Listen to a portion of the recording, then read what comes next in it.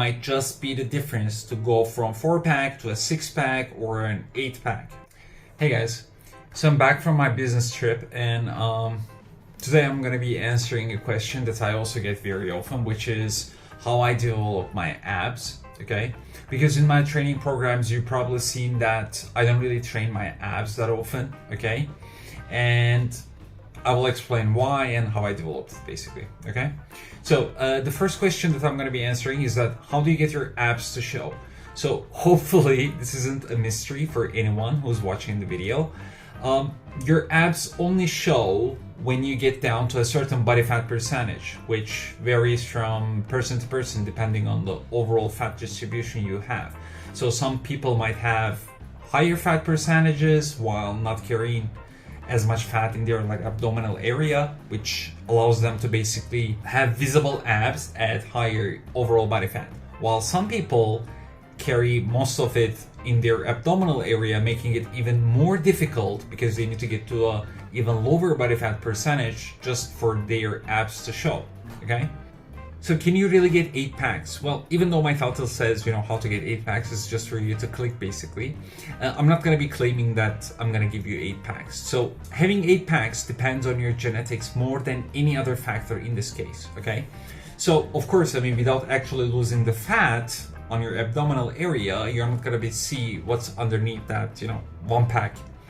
So I want to explain it in a very simple manner. So our abs are actually a muscle called rectus abdominis, which is divided into what we call as ab blocks, okay, by bands. So actually I'm gonna pull up a picture here so you can see it. So the number of these bands is what decides how many abs we have, whether we have 4 packs, 6 packs, 8 packs, and all that. All right. And the higher number of bands we have basically that divides these areas, the higher amount of packs that we are going to be able to have. So that is something genetic, and unfortunately we don't get to change it or choose how many bands we have. So another genetic factor to abs is the size, the thickness, or the arrangement of these bands. Basically, depending on the genetics that you have on your bands, they might make your abs look more or less maybe symmetrical, bigger or better shaped, and so on. Okay, this is also something that's genetic, and you cannot actually do anything with these bands. Okay, we can do stuff with the muscle, the rectus abdominis, but we cannot do anything to these bands. Okay, just because we cannot change anything to do with these bands doesn't mean that we shouldn't train our abs. Okay, just because I don't train doesn't mean that you shouldn't train, and I'm gonna get to why. So most of us have underdeveloped abs just like any other muscle. Okay, so training your abs will get them to develop and have a better appearance overall. Also, some people might have less pronounced bands or carry more fat in certain places of their abdominal area, and training your abs might just be the difference to go from 4-pack to a 6-pack or an 8-pack. Okay, so while in fact you might think that you have 4 packs, actually by training your abs you might be able to see that the other 2 smaller packs that you have but you weren't able to see before. So you basically move up from being a 4-pack to a 6-pack, or from a 6-pack to an 8-pack, or even from 4 to 8, if you have extremely weird case of ab development. Okay, so it is something possible, but you can never know without actually training them.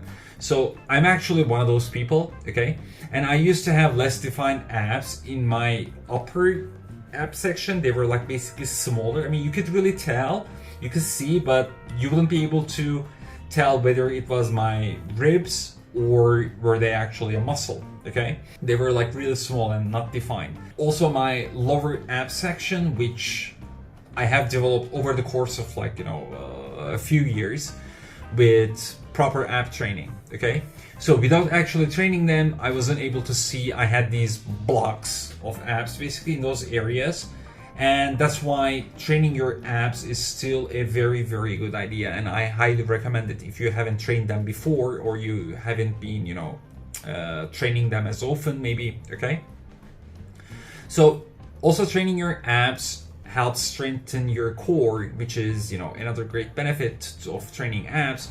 But of course, there comes a time with abs, which is a little bit different from other muscle groups, is that once they are developed to a certain point, you can pretty much like stop training them, you know, if you don't feel like training them, or lower your training amount significantly, as you know, maintaining your abs is actually extremely easy compared to any other, you know, muscle groups that you have in your body.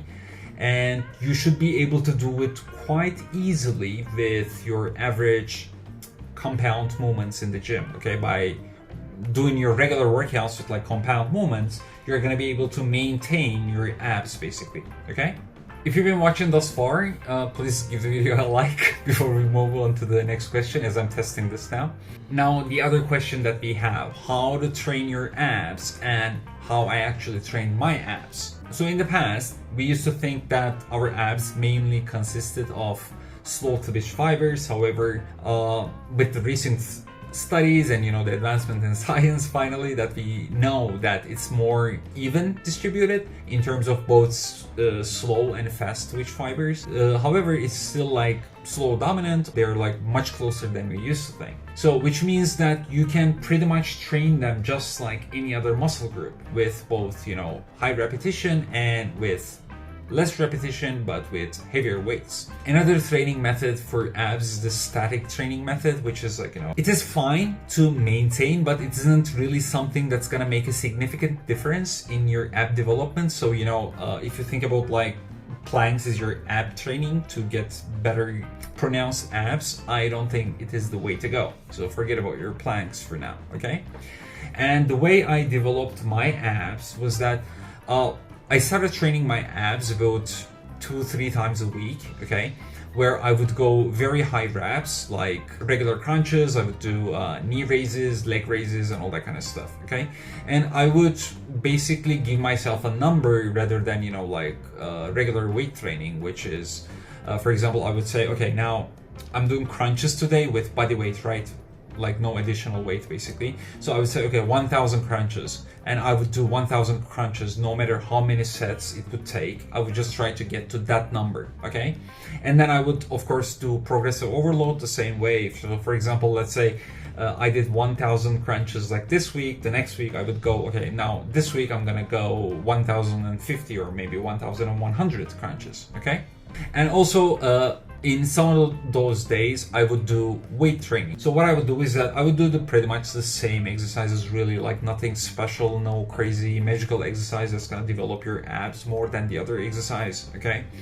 But what I would do is that, for example, let's say for crunches, instead of doing like 1,000 reps with like no weight, I would get a weight and I would do just like a normal weight training session. I would go, for example, 3 sets of 15 reps, okay, and but X amount of weight, okay? And then I would go with progressive overload approach the same way. So for example, this week I did 3 sets, 15 reps, let's just say 25 pounds, right? Then the week after, maybe I would try to go or more reps, or I would try to increase the weight. So I would take the same approach, just like any other training, all right? So that's pretty much how I train my abs. And I would like to give a very important tip, I think. So I used to hate training abs back when I first started weightlifting. Like literally I hated it, okay? So there was a time where, because I hated it so much, and after my weightlifting session I would be so tired, I would just skip the whole ab training and I would just go home, okay? So what I did is that instead of, you know, putting my ab training to the very last, I moved it to the very beginning of my training day, okay? So the ab exercises would be the first exercises of the day. So now the tip is not to do this, but to do the opposite. So what I think now is that I think that's a mistake, and I think that it's better to perform ab exercises still as the last exercises of the day, as they support your core and they also help stabilize your body, okay? So I think it would be better not to weaken them before training to avoid like injuries, just in case. I mean, I don't remember a day where I injured myself just because I trained abs before training, but I think it's still a better idea, just in case, to, you know, perform them as the last exercises of the day. And you know, really isn't easy to walk around with like defined abs like 24/7, 365 days a year for most people, okay? And it takes a lot of consistency, it takes a lot of dedication, but you know, in case you want to try it out, now you pretty much know the whole secret behind abs and how they are trained and how I actually train mine. So for more secrets, subscribe to this channel. If you like the video, please give me a thumbs up. And if you have any questions, as always, please don't hesitate to leave a comment. You know, I always reply to those comments. Also, you know, as I mentioned in my last video, I'm going to be starting a new cutting phase. And so far, all the comments say that I should actually, you know, document the whole process again. So I'm most likely going to be releasing a new video this week, by the end of this week maybe, which is going to be the day 0. So if you are interested in that content, please make sure to follow what's going to be happening, all right? Because I think it's going to be interesting, and I think it's going to be very helpful for most of the people who still have some questions out there, okay? And I will try to explain everything as usual, and also it's going to give you more opportunity to ask me if you have any, you know, specific questions about like diet, training, cardio, and all that, okay? So thanks a lot for watching, and I will see you on the next one.